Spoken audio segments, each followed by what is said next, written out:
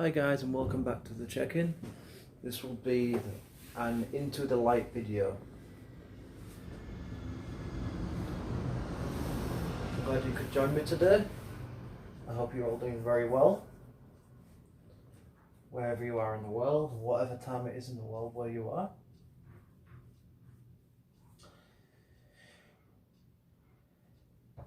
So I wanted to just talk a little bit about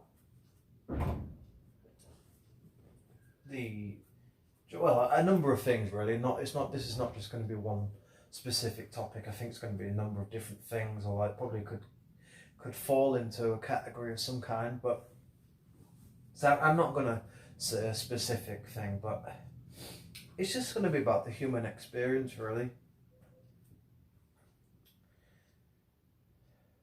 I don't really want to call myself an existentialist or anything like that, because I don't really think that's the best way to describe myself. Although I would say that there is certainly an element of that type of thinking, of sort of deeply philosophical processing that goes on, that has gone on throughout my life for quite a number of years, and certainly over the last 15 years, but probably most of it's happened in the last 5 to 10 years. I started having a lot of quite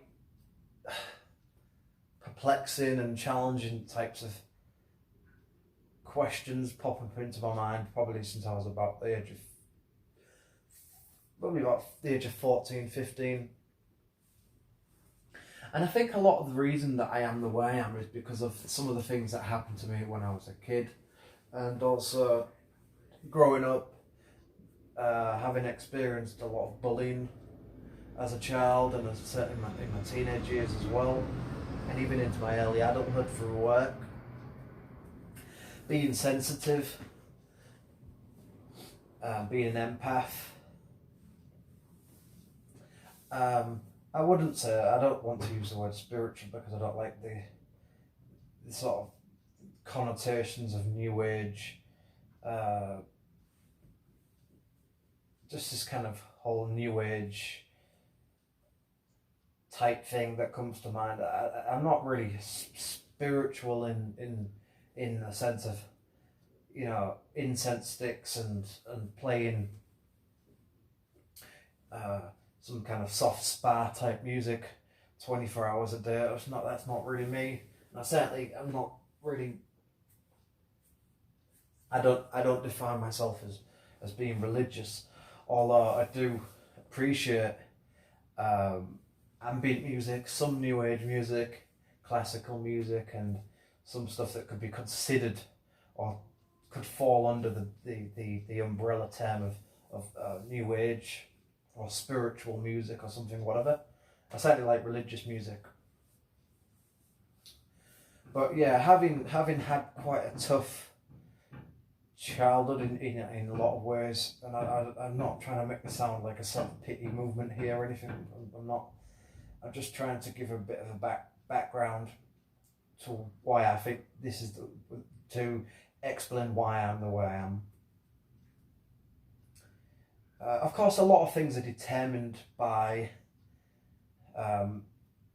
your experiences as a child, and how those experiences and memories of those experiences have been processed, and the emotions that are connected to those experiences or those memories, and how you've brought them along with you over time.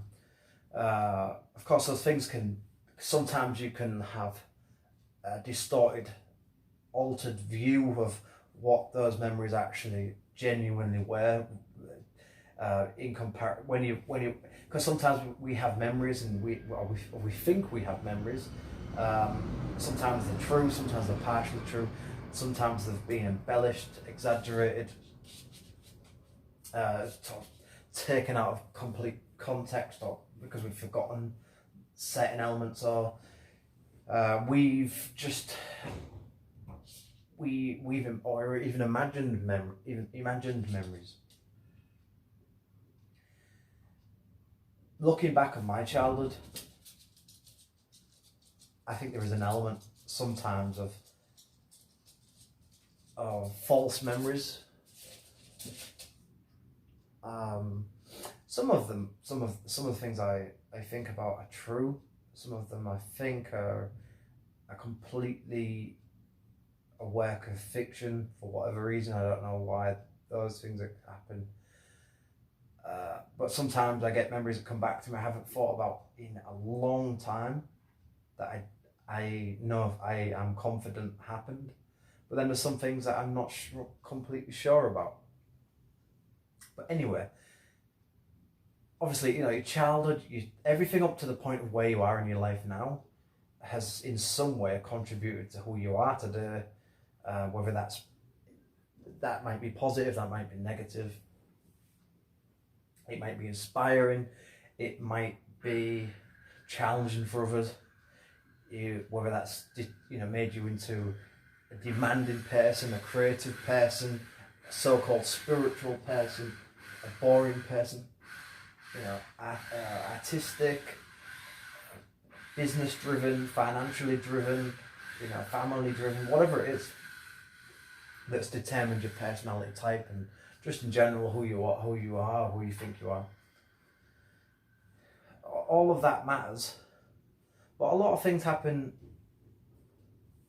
to you as a result of those. You take all those things forward in your life, and the way that you interpret all of that determines to some extent sometimes what happens as you're going along in life. So there is an element of a relationship between, in many ways there's a strong relationship, it's ties between your experiences in the past and what's happening in the present and the decisions you might make in the future. But yeah, I believe that I am somewhat philosophical. I do have an existential element with myself, I guess you could say. But in other ways, I don't really. But I have days where I'm completely skeptical of everything, and I'm very much willing to accept that my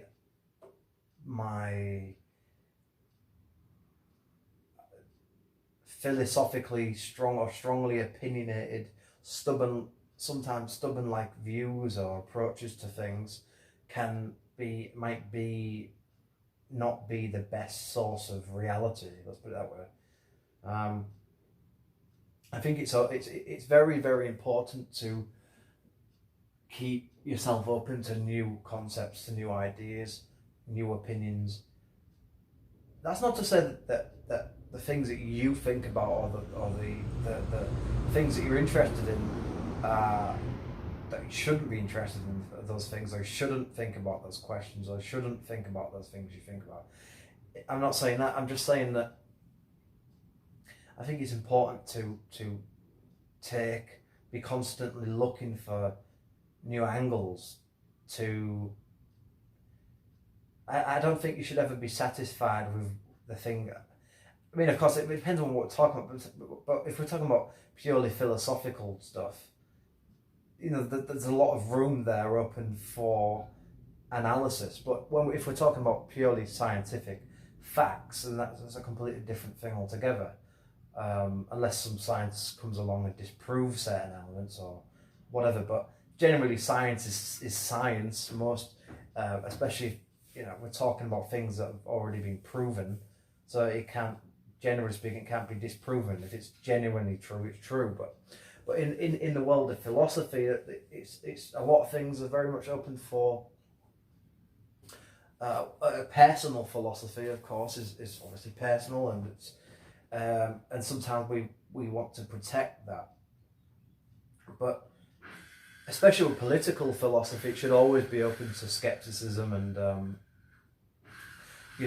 harsh scrutiny, I guess. And I think that applies to ourselves as well. I don't think that it's healthy to just accept that you are who you are, and that's it.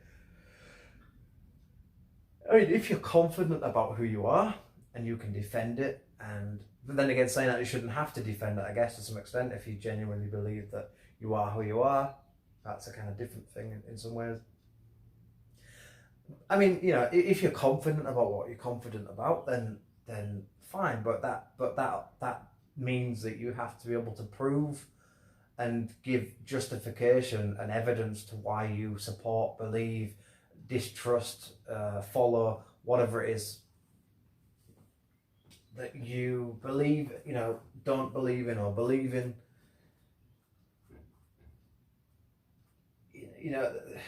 The great thing about the internet is that, especially with things like YouTube, is that there's so much availability to lectures, classes of all areas of education, more or less. Whether it's just a couple of minutes or whatever it's, but with things like TEDx and so many different channels on YouTube that you can go to learn, to learn about science, maths, a language, philosophy, technology, computer science, health, you name it. Pretty much everything is more or less there. And of course, we've got the benefits of universities opening upon an online structure within the universities, or even just completely online universities now. So you can gain an education. Maybe it's costly, maybe it's not so simple, it's not so easy, it's not meant to be, but it's there if you have the finances and the means and the interest and the motivation to do it, to study. And so what I'm trying to get at here is, it's important to be open to you need to be open to yourself first of all. If you can't be open to yourself, then you will just become purely defensive when other people start to shine to hold a magnifying glass over your biases or your judgments or whatever.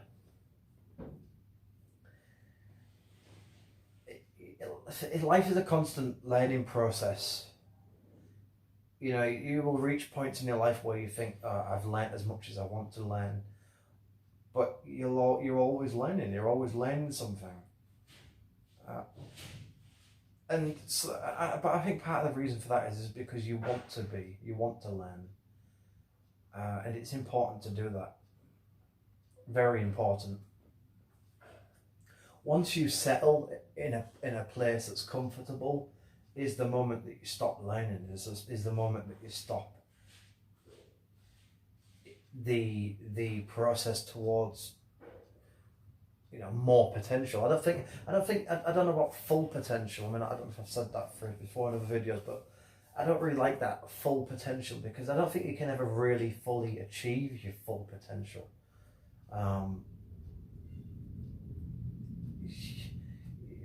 I think it's an impossible thing it's an unrealistic thing to expect of yourself, because there's so many things that you will never be able to do. Maybe that's just because of, well, certainly a lot of people won't, because of finances, and maybe you're just not smart enough to some of the things that you want to do. Maybe you just don't have the intelligence to do it. So it's all good and well, we can say we'd like to do this and that, but and I'm not, and I'm all about trying and people giving things a go, and that's great, and that's what you should do. But to genuinely believe that you're going to reach your full potential as a human being, I don't think is quite a realistic approach to life, in my opinion. I think you can reach a certain percentage of your potential, because there will be opportunities that come along, and there will be opportunities that you create for yourself. But there will be a lot of things in life that you just won't get to do, because you won't have the time, you won't have the resources, the right contacts, the right situations. Even if you try to do a lot of the things, And even if you feel like you have at 70, 80, 90 years old, or whatever you're lucky enough to live to, feel like you've lived a full life, I don't think that's an accurate. I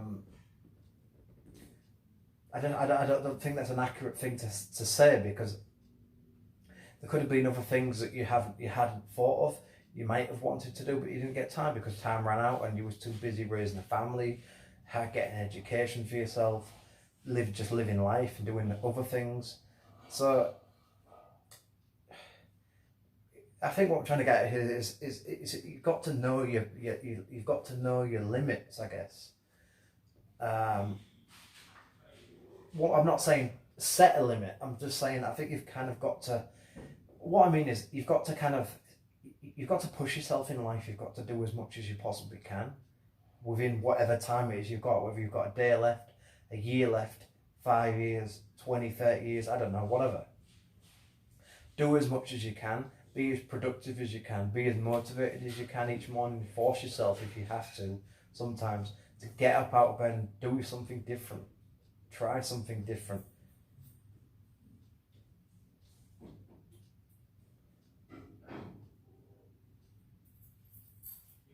But it's not so simple. Life is life, and things aren't always as easy as you think they're going to be. And we all have good intentions. We all have plans and ideas about what we want to do, and go for it. But it's about setting expectations, and it's about planning and setting goals. But ultimately there will be things that some things that just won't happen. They won't, or there'll be things that you didn't get enough time to do, or you did do, but you wasn't satisfied. There'll be a lot of things that you want to do, and you do, and they might not be very satisfying. They might be nothing like you thought they were. So in life, there's going to be a lot of, if you write down a list of 20 things, maybe 15 out of those things might be things that you achieve, but the rest of them might be things that you've also achieved, but they weren't very, the perception you had of them before you did them is very different to the actual experience of them. I think that's important to bear in mind, is that